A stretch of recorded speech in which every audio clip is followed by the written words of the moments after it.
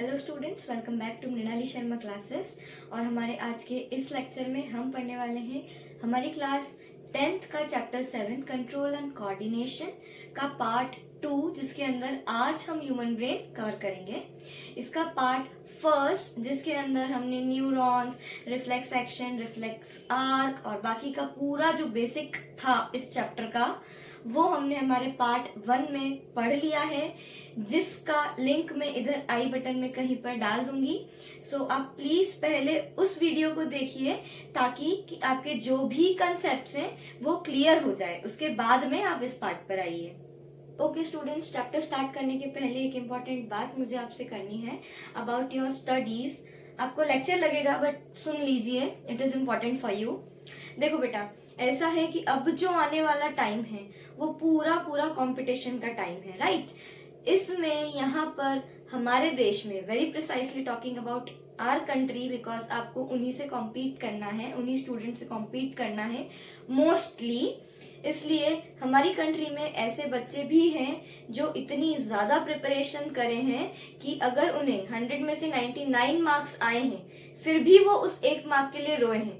और इसके ऊपर कई सारे मीम्स भी बनते हैं, बट अगर इस चीज को हम सीरियसली देखें तो वो ये है कि उन्होंने इतनी ज्यादा मेहनत की थी कि उन्हें अपनी मेहनत पर 100% कॉन्फिडेंस था, इतना भरोसा था कि वो कहीं भी मार्क्स नहीं गवाएंगे, उनका एक मार्क भी नहीं कटेगा। देन उनका अगर एक मार्क कटा है तो वो इस चीज के लिए पछता रहे। तो कहीं ना कहीं पर उन्होंने दूसरों से नहीं, खुद से कॉम्पीट करके खुद को हराया है, राइट। और उसमें वो जीते भी हैं। तो हमें इस चीज को देखना है दैट इतना ज्यादा हाई लेवल का कंपटीशन है, और अगर हम अभी प्रॉपरली 1 से 1.5 घंटा भी हमारी पढ़ाई को नहीं दे पा रहे हैं तो हम काफी ज्यादा पानी में है, राइट। हमारी 10th क्लास की बोर्ड एग्जाम्स आने वाली हैं, या जो भी स्टूडेंट्स 10th क्लास में हैं, आप ऑलरेडी जानते हैं कि कितना ज्यादा प्रेशर होता है, सब दूर से आपके टेस्ट होंगे, सब्जेक्ट एनरिचमेंट्स, अदर प्रोजेक्ट्स, इन सब के बाद में आपको अपनी स्टडीज के लिए टाइम निकालना है। आप इसके लिए खुद के साथ स्ट्रिक्ट रहिए दैट कुछ भी हो जाए, मुझे मेरी कॉपी कंप्लीट करनी है, प्रोजेक्ट्स बनाने, सब करना है, बट 1 घंटा में मेरी स्टडीज के लिए निकालूंगा या निकालूंगी। I will be loyal with my studies, ठीक है। हमारी स्टडीज को हम धोखा नहीं देंगे। क्यों नहीं देंगे? बिकॉज जब हमारा 10th क्लास का रिजल्ट आएगा तब मम्मी पापा खुश होंगे, बिल्कुल सब आसपास में रिश्तेदार होंगे खुश, बट सबसे ज्यादा प्राउड फील होना चाहिए आपको खुद के ऊपर दैट यस, मैंने जो मेहनत की थी पहले उसका रिजल्ट मुझे आज देखने को मिला है and I am proud of that, right. तो उसके लिए हमें आज से ही पढ़ने बैठना पड़ेगा। कम से कम 1 घंटा, यदि 1 घंटा आप नहीं बैठ सकते हैं रेगुलर, तो शुरुआत कीजिए 15-20 मिनट से। 10-10 मिनट उठिए, फिर 20 मिनट बैठ गए पढ़ने के लिए, फिर वापस उठे। और नहीं तो शुरुआत अगर आपने की है तो शुरू में आधा घंटा, फिर उसके दूसरे दिन आधा घंटा, धीरे धीरे करके 10 मिनट बढ़ाइए। 1 हफ्ते बाद 40 मिनट, फिर ऐसे करके 1 घंटा, धीरे धीरे धीरे धीरे फिर आधा घंटा बढ़ाइए। 2-3 हफ्ते बाद आप ऑटोमेटिकली देखेंगे कि आप आराम से पढ़ाई के लिए 2 घंटे बैठ पा रहे हैं। होता है कई बार ऐसा होता है कि बच्चे बोलते हैं कंसंट्रेट नहीं कर पाते हैं, ये नहीं होता, वो नहीं होता, तो उसका ये एक सॉल्यूशन है। आप इसको फॉलो करके देखिए एक बार, it will definitely help you, right. Because मैं चाहती हूँ कि मेरे जितने भी स्टूडेंट्स हैं उन सब का बहुत अच्छा रिजल्ट रहे और वो आगे जाकर अपनी लाइफ में बिल्कुल सक्सेसफुल रहे, right. So please don't disappoint me, don't disappoint yourself and लग जाओ मेहनत में, सबका रिजल्ट अच्छा आएगा। All the best. Okay students, so lecture deep में पढ़ने से पहले हम एक बार इसका ओवरव्यू ले लेते हैं कि इस लेक्चर में हमें एग्जैक्टली क्या क्या पढ़ना है। सबसे पहले अगर हम अलग अलग ऑर्गन्स की बात करते हैं तो हर एक ऑर्गन ने अपना अपना एक ऑर्गन सिस्टम बनाया हुआ है। मतलब एक सिस्टम में कुछ ऑर्गन्स जब एक साथ मिलकर के किसी एक पर्टिकुलर फंक्शन के लिए काम करते हैं तो उसे हम उसका ऑर्गन सिस्टम बोल देते हैं। For example oesophagus, mouth, tongue, teeth, liver, stomach, small intestine, large intestine, rectum, anus, सब मिला करके एक ऑर्गन सिस्टम बना रहे हैं जो कि है डाइजेस्टिव सिस्टम, राइट। तो ऐसे ऐसे ऑर्गेनिज्म में क्या हो जाता है, अलग अलग टाइप्स के सिस्टम्स रहते हैं, राइट। तो उन्हीं में से एक सिस्टम आता है वो जो हमारी बॉडी को पूरा कंट्रोल कर रहा है, पूरा कोऑर्डिनेट कर रहा है, इसका मीनिंग, कंट्रोल एंड कोऑर्डिनेट का मीनिंग हमने इसके फर्स्ट पार्ट में, इस लेक्चर के फर्स्ट पार्ट में ऑलरेडी पढ़ लिया है, राइट। तो ऐसा सिस्टम जो हमारी पूरी बॉडी को कंट्रोल एंड कोऑर्डिनेट कर रहा है उसे हम बोलते हैं नर्वस सिस्टम।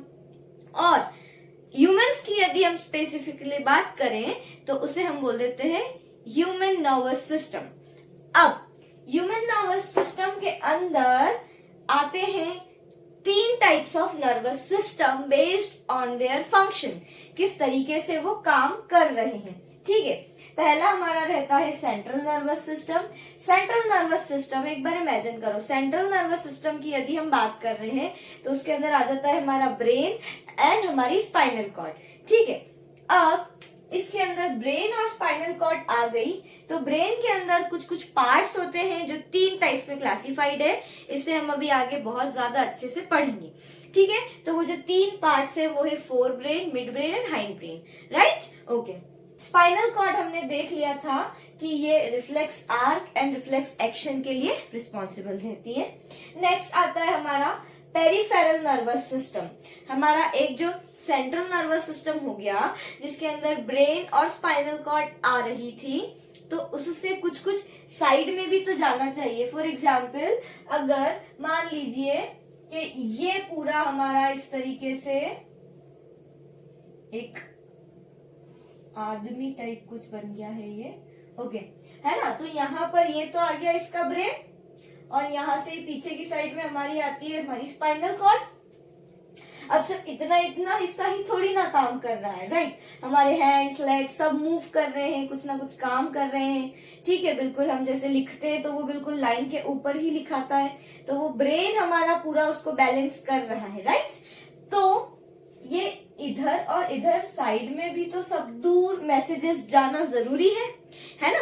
तो जो पेरीफेरी पर काम कर रहा है, सेंट्रल नर्वस सिस्टम के आइट साइड में जो काम कर रहा है उसे हम बोल देते हैं हमारा पेरीफेरल नर्वस सिस्टम। इसके अंदर 2 चीजें हम पढ़ेंगे, जो नर्व्स हैं, ब्रेन से निकलती हुई जो नर्व्स इधर उधर जा रही है, उन्हें हम 2 टाइप्स में क्लासिफाई कर सकते हैं। एक होती है हमारी क्रेनियल नर्व, एक होती है हमारी spinal nerves. Cranial nerves basically वो नर्व्स होती है जो हमारे ब्रेन से निकल रही है, स्पाइनल नर्व्स वो होती है जो हमारी स्पाइनल कॉर्ड से निकल रही है, ठीक है, ओके। नेक्स्ट आता है हमारा ऑटोनॉमस नर्वस सिस्टम। इसको हम थोड़ा अच्छे से डिटेल में पढ़ेंगे। अभी मैं इसके पार्ट्स बता देती हूँ, sympathetic nervous system and parasympathetic nervous system. इनसे क्या मतलब होता है, हमारी बॉडी में जो भी गतिविधियां हो रही है जो हमारे विल के अकॉर्डिंग है या फिर हमारे विल के अकॉर्डिंग नहीं है, दोनों किस तरीके से क्या मेंटेन होती है, वो सारी चीजें हम पढ़ेंगे हमारे ऑटोनॉमस नर्वस सिस्टम में, ओके। सो स्टूडेंट्स, यहाँ पर हमारा पहला टॉपिक आता है सेंट्रल नर्वस सिस्टम। इसके बारे में कुछ पॉइंट्स पढ़ लेते हैं हम लोग, उसको समझ लेते हैं क्या होता है, then will study brain, okay.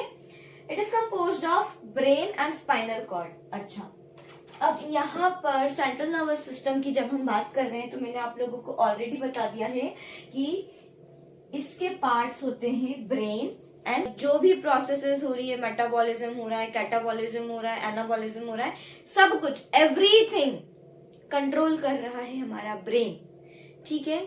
जो भी मैसेज आएगा वो सबसे पहले कौन सेंड करेगा या सबसे पहले किसके पास जाएगा, ब्रेन के पास जाएगा, ठीक है। तो brain mastermind of our body, okay. Next point, spinal cord acts as a relay channel for signal between brain and spinal cord. अच्छा, यहाँ पर ब्रेन, ये आई हमारी स्पाइनल कॉर्ड, ठीक। अब स्पाइनल कॉर्ड का ये काम होता है कि इधर और इधर, ये ब्रेन कुछ इस तरीके से है, ये हमारा जो इंसान है ये ऐसे खड़ा है, ये इसका ब्रेन है और उसके नीचे वो जा रही है उसकी स्पाइनल कॉर्ड, ठीक।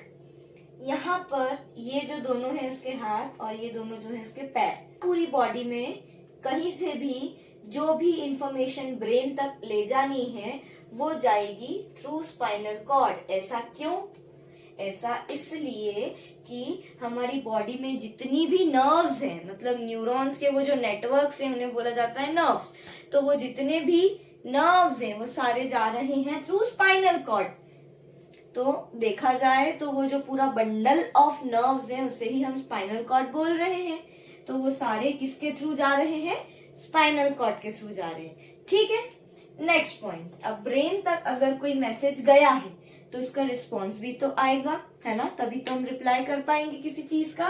तो यहाँ पर ब्रेन वापस से पहुंचाता है उसका मैसेज।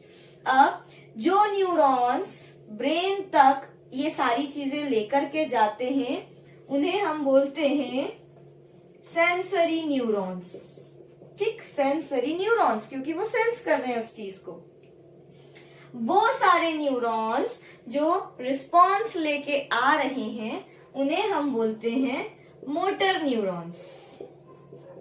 ठीक, तो यहाँ पर इस तरीके से कुछ काम होता है कि सेंसरी न्यूरॉन्स ब्रेन तक मैसेज लेके जाते हैं, मोटर न्यूरॉन्स उसका रिस्पॉन्स लेके आते हैं।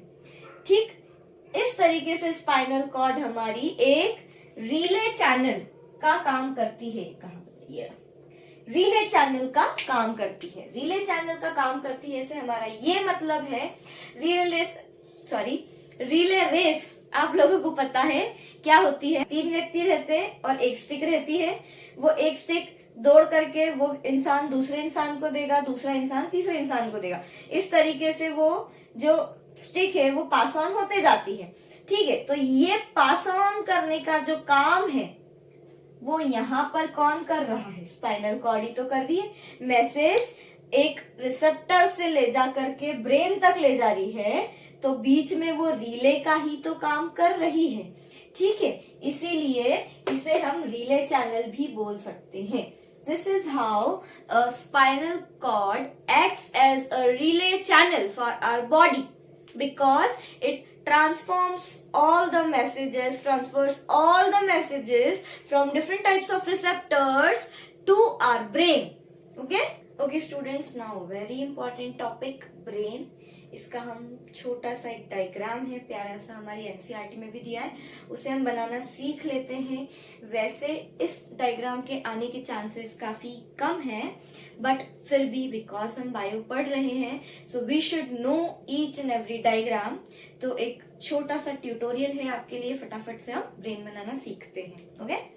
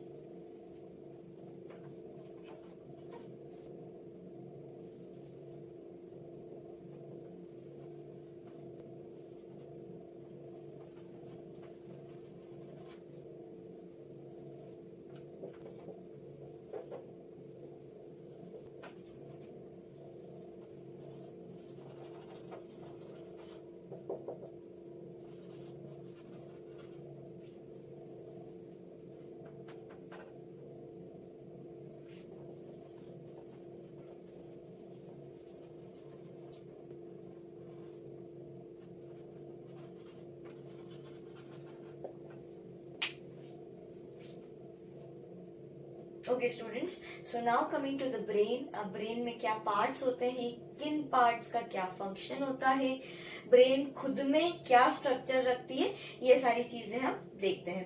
The very first point is mainly a complex organ which is composed of nervous tissue. बहुत सीधी बात है कि अगर हम न्यूरॉन्स पढ़ रहे हैं, ब्रेन पढ़ रहे हैं, तो ब्रेन पूरा जो बना होगा वो किसका बना होगा, न्यूरॉन्स का बना होगा। अब कई सारे सेल्स मिलते हैं तो बनाते हैं टिश्यू, तो कई सारे न्यूरॉन्स मिलेंगे और बनाएंगे नर्वस टिश्यू। ठीक है, अब पूरी जो ब्रेन है वो बनी है हमारे नर्वस टिश्यू की, which comprise of neurons. Okay, tissue are highly folded and these folds are called gyri. अच्छा, अब हमने ये जो ब्रेन बनाई थी, ब्रेन के अंदर ये कुछ इस तरीके से हमने ये फोल्ड्स देखे थे, राइट। आप डायग्राम में भी देख सकते हैं यहाँ पर कि ये जो फोल्ड्स हैं इन्हें हम क्या बोल देते हैं, गायरी। क्या बोलते हैं, गायरी। ठीक है, अब ये हाईली फोल्डेड है। ठीक है, ये गायरी इतने ज्यादा फोल्ड्स इसीलिए रखते हैं बिकॉज हर एक फोल्ड जो है वो हमारे लाइफ के एक्सपीरियंस से बना है। ओके, ट्राई टू अंडरस्टैंड, जब हम कोई नई चीज एक्सपीरियंस करते हैं for the first time in our life, जैसे कहीं से गिरना या पहली बार जंप मारना या पहली बार स्विमिंग सीखना, उसके बाद में पूरा सीख जाना, ये सारे डिफरेंट टाइप्स ऑफ एक्सपीरियंसेस हैं जो हम हमारी लाइफ में सीखते हैं। ठीक है, तो ये फोल्ड्स बढ़ते जाते हैं जैसे जैसे कि हम एक्सपीरियंस्ड होते जाते हैं, जैसे जैसे हम एक्सपीरियंसेस मिलते जाते हैं। So these Gayri increases when our experiences increases। ठीक है, तो आप अगर एक छोटे बच्चे का ब्रेन और एक ओल्ड मैन या वुमेन का ब्रेन लेकर के देखेंगे तो आपको इस वाले ब्रेन में, जो कि ओल्ड मैन या वुमेन का ब्रेन है, उसमें ज्यादा फोल्ड्स दिखेंगे because they have a lot more experience than that little child और baby. Okay, next point, brain is covered with 3 layers called meninges. अच्छा, अब जो मेनिंजेस होते हैं वो ब्रेन के आसपास, हमने डायग्राम में भी देखा था, कुछ इस तरीके से 3 डिफरेंट टाइप्स ऑफ लेयर्स होती हैं जिन्हें हम कलेक्टिवली बोलते हैं मेनिंजेस। ठीक है, तो ब्रेन को प्रोटेक्ट करने वाली जो मेम्ब्रेन्स होती हैं उन्हें हम बोलते हैं मेनिंजेस। जिस तरह से लंग्स को प्रोटेक्ट करने के लिए प्लूरल मेम्ब्रेन होती है, उसी तरीके से ब्रेन को प्रोटेक्ट करने के लिए जो मेम्ब्रेन्स होती है या जो लेयर्स होती है उन्हें हम बोलते हैं meninges. Cerebrospinal fluid is filled between these meninges. अच्छा, अब ये जो मेनिंजेस हैं, लेयर्स हैं, तो इनको इनके शेप में रखना, इनके बीच में एक गैप मेंटेन करके रखना, ये काम किसका है, सेरेब्रोस्पाइनल फ्लूइड का काम है। ठीक है, अब बेसिकली ये फ्लूइड और मेनिंजेस मिल करके क्या काम करते हैं, ये दोनों हमारे ब्रेन को मैकेनिकल शॉक एंड जर्क्स, मतलब एक सडन धक्का जो लगता है मैकेनिकली, मतलब हमको जो फिजिकली कोई चोट लग रही है, नॉट मेंटल टॉर्चर और समथिंग लाइक दैट, फिजिकली हमको जो लग रहा है जैसे किसी चीज से सिर टकरा जाना या कोई एक्सीडेंट हो जाना, तो उस केस में ये हमारे ब्रेन को प्रोटेक्ट करते हैं जितनी इनकी स्ट्रेंथ है। ठीक है, सो बेटा पार्ट्स ऑफ ब्रेन में सबसे पहला पार्ट हमने देखा था फोर ब्रेन। अब फोर ब्रेन के अंदर सिर्फ और सिर्फ एक ही पार्ट आता है हमारे ब्रेन का, जो कि है सेरेब्रम। अच्छा, अब ये सेरेब्रम क्या होता है, आप इस डायग्राम में देख पाओगे कि ये जो हमारा पूरा ब्रेन है ये 2 हाफ्स में डिवाइडेड है, मतलब 2 पार्ट्स में डिवाइडेड है। ठीक है, लेफ्ट एंड राइट। तो ये जो 2 अलग अलग लेफ्ट और राइट पार्ट्स है, इन्हें हम बोलते हैं हेमिस्फेयर्स, या फिर ब्रेन के लिए इन्हें हमने बोल दिया है सेरेब्रल हेमिस्फेयर्स। तो यहाँ से ये जो पार्ट आया है सेरेब्रम का, सेरेब्रम खुद 2 पार्ट्स में डिवाइडेड है जिन्हें हम बोलते हैं सेरेब्रल हेमिस्फेयर्स। ठीक है, ओके। अब नेक्स्ट पॉइंट है इसके अंदर that this is the largest part of the human brain. Human brain के अंदर जो सबसे ज्यादा स्पेस कंप्राइज करता है या जो सबसे बड़ा है साइज में, वो हमारा सेरेब्रम है, that is cerebral hemispheres. Okay, next point, okay, यहाँ पर ये जो 3 है ये इसके फंक्शन है जो आपको याद रखने हैं, बिकॉज यहां से तो शायद ही कोई क्वेश्चन बने, बट इन 3 पॉइंट से आपका क्वेश्चन बन सकता है। तो अब ये फंक्शन हम जरा जल्दी से समझ लेते हैं। The very first function controls voluntary motor actions. Okay, voluntary motor actions से हमारा क्या मतलब होता है कि अभी ये जो मेरे हाथ की मूवमेंट्स हो रही है, या फिर हमें जब इचिंग होती है तो हमारे जो हाथ की मूवमेंट होती है, या फिर हम जब फाइट करते हैं तो ऑटोमेटिकली हमारे हाथ पैर चलते हैं बहुत अच्छे से, है ना, पूरी ताकत के साथ में। तो ये जितने भी मूवमेंट्स हैं ये सारे हमारे विल के अकॉर्डिंग हो रहे हैं, मतलब हम इनके वॉलेंटियर्स हैं, हम हमारी इच्छा से ये मूवमेंट्स कर रहे हैं।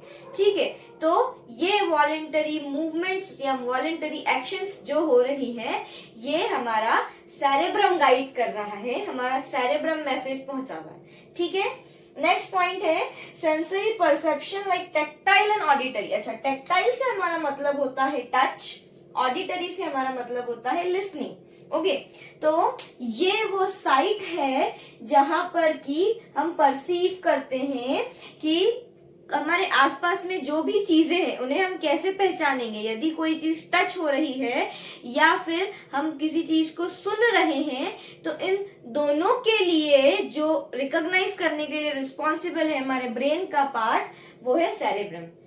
यदि लाइट चले जाती है और हम मतलब देख सकते हैं आसपास में कि ये गेट है, मतलब देख सकते हैं, सॉरी, लाइट चले जाती है तो हम फील कर सकते हैं, टच कर करके हम जगह तक पहुंच जाते हैं कि कहाँ पर गेट है, कहाँ पर चेयर है, कहाँ पर टेबल है, लाइक दैट। ओके, तो हम सिर्फ टच कर करके ही पता कर सकते हैं कि कोई चीज कहाँ पर रखी है। तो ये तो हो गया टैक्टाइल परसेप्शन। दूसरा होता है हमारा ऑडिटरी परसेप्शन, लाइक बहू बहू की आवाज आई है, मतलब क्या है कि वो डॉग ही होगा, हम सुन करके ये रिकॉग्नाइज कर पा रहे हैं that the dog is barking.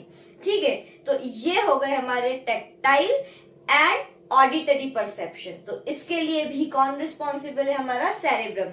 The last and very important point, सिर्फ 10th क्लास के लिए ही नहीं, आपके खुद के लिए भी ये वाला पॉइंट रिस्पॉन्सिबल है, that is site of learning, memory and speech. कुछ कुछ बच्चे बोलते हैं कि हमने याद तो कर लिया पर भूल जाते हैं ना, आप याद करते हैं पर भूलते नहीं हैं। आप सिर्फ वो ही याद रखना चाहते हैं या आपको सिर्फ वो ही याद रहता है कि जो आप बार बार बार बार देखते रहते हैं या जो आप याद रखना चाहते हैं। ओके, अब इस चीज को समझिए क्या होता है। लर्निंग से हमारा मतलब होता है कोई भी चीज हम सीख रहे हैं, किसी चीज में हमें बहुत ज्यादा इंटरेस्ट आता है, कोई चीज बोरिंग रहती है पर वो पास आउट करना जरूरी है, पास करना, याद करना जरूरी है, इसीलिए हमें जबरदस्ती करना पड़ती है। नेक्स्ट होती है मेमोरी, याद रखना।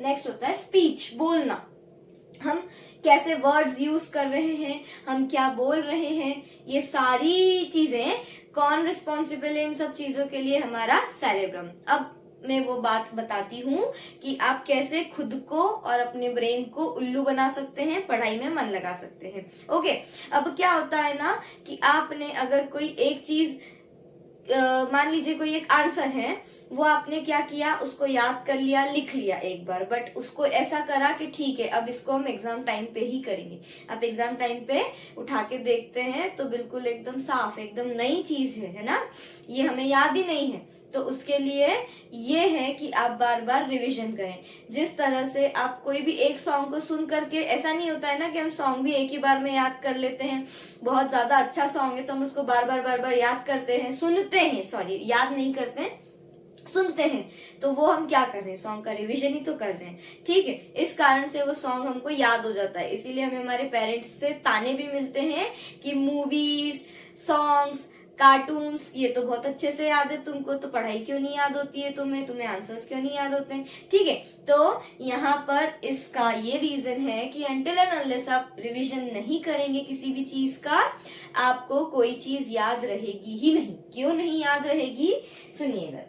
ये ब्रेन यहाँ पर ये जो मतलब जो दो अलग अलग पार्ट्स है, एक इधर की साइड और एक उधर की साइड में, तो यहाँ पर अगर हम हमारे इसी की बात करें, खाली इस वाले पार्ट की, तो यहाँ पर क्या होता है कि ये हमारा ये जो सेरेब्रम है, इतना बड़ा बड़ा पार्ट, यहाँ पर वही चीजें जाती है मेमोरी में जो 1 से 2 बार, या कोई ऐसी चीज है जो बिल्कुल स्टक हो गई है, ब्रेन से निकल ही नहीं रही है, ठीक है, वो चीज हमारे मेमोरी में चले जाती है। यहाँ पर कुछ चीजें बार बार देखते, तो जैसे कहीं जाना है, किसी फ्रेंड के यहाँ पे पहली बार गए हैं तो वो रास्ता हमको पहली बार में याद नहीं होता, बट 3-4 बार आप अगर चले गए तो आप यूज टू हो जाते हैं उसके घर जाने की, और वो रास्ता भी आपको याद हो जाता है, ठीक है, क्योंकि आप बार बार उसी रास्ते से जा रहे हैं, आपने वो जगह है देखी है कि हाँ यहाँ से लेफ्ट लेना है, यहाँ से राइट लेना है, या जो भी करना है।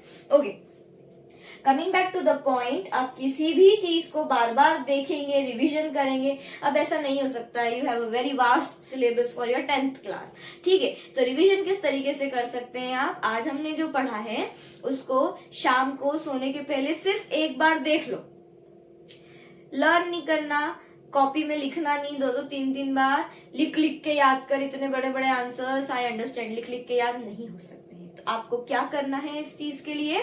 सिंपली जब आपने पूरा पढ़ लिया है, पढ़ के आ गए हैं ट्यूशन से, कोचिंग से, लेक्चर से, जो भी आपने जो नोट्स बनाए हैं, उनको सोते वक्त, सोने के पहले 10 मिनट पहले आप क्या कीजिए, उनको एक बार सिर्फ देख लीजिए, मतलब एक बार नजर मार लो जिसको बोला जाता है, ठीक है।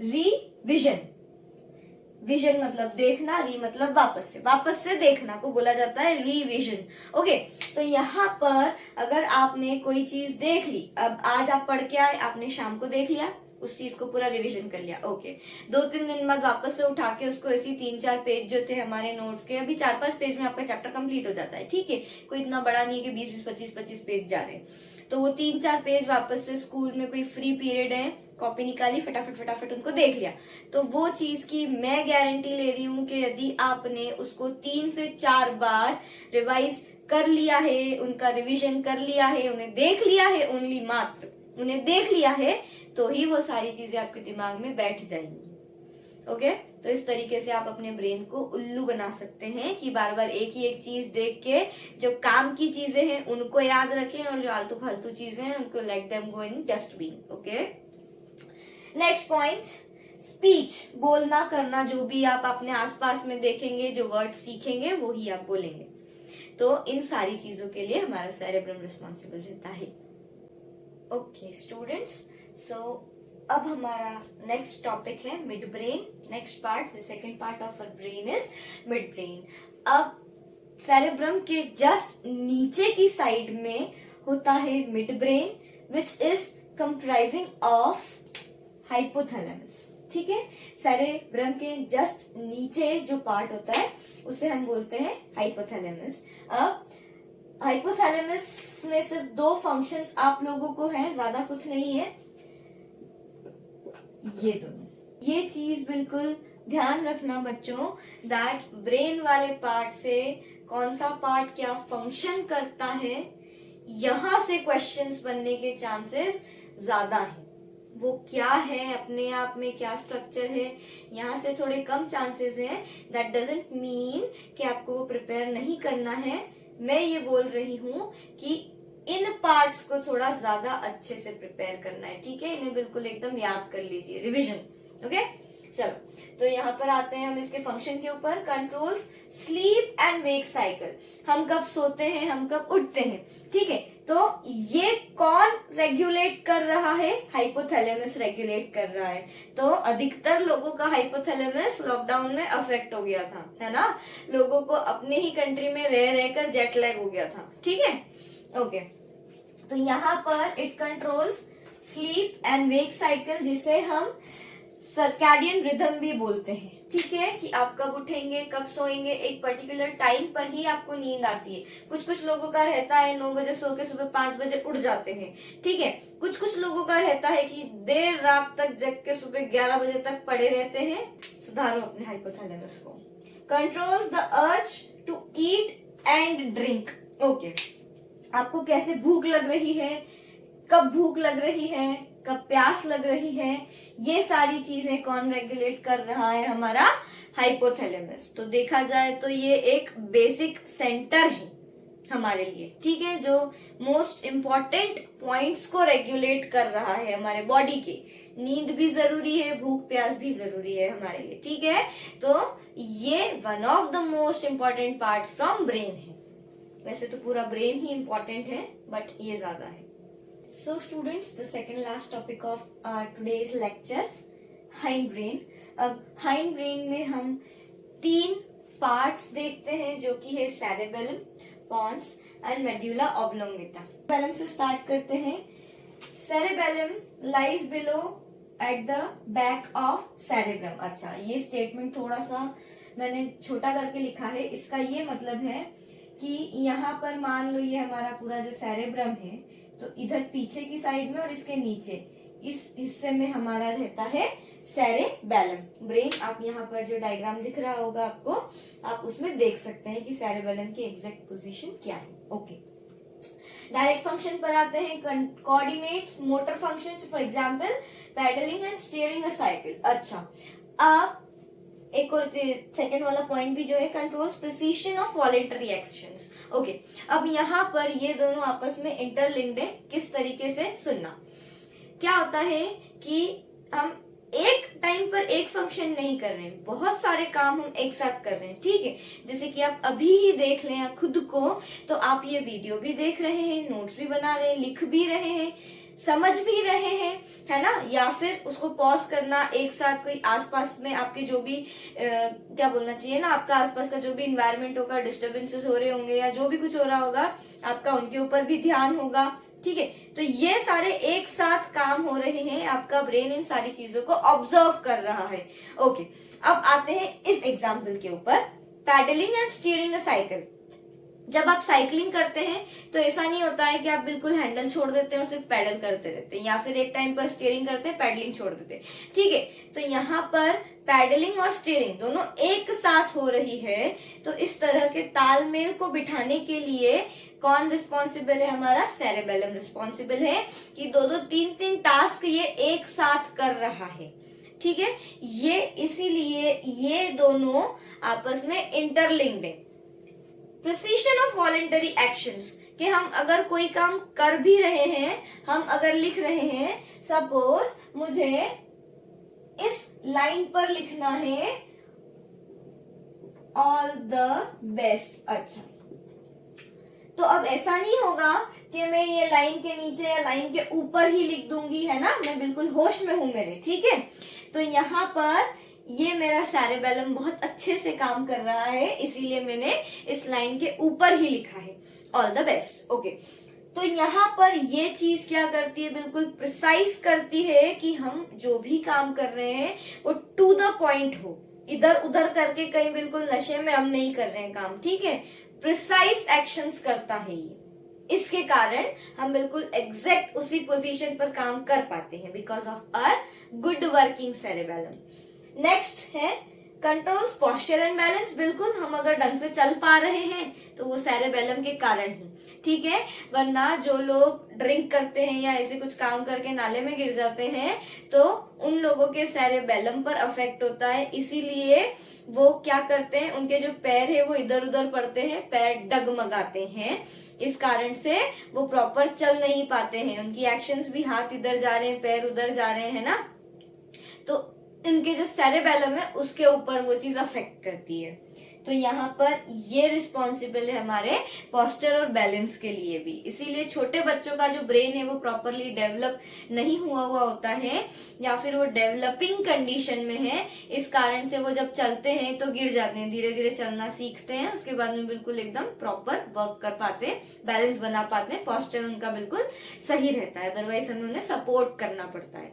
तो cerebellum is responsible for our posture and balance. Okay, now comes pons, हमारा जो सेकेंड पार्ट है हाइंड ब्रेन का। इसका कुछ ज्यादा काम नहीं है अपने आप में। It release impulses between different parts of the brain.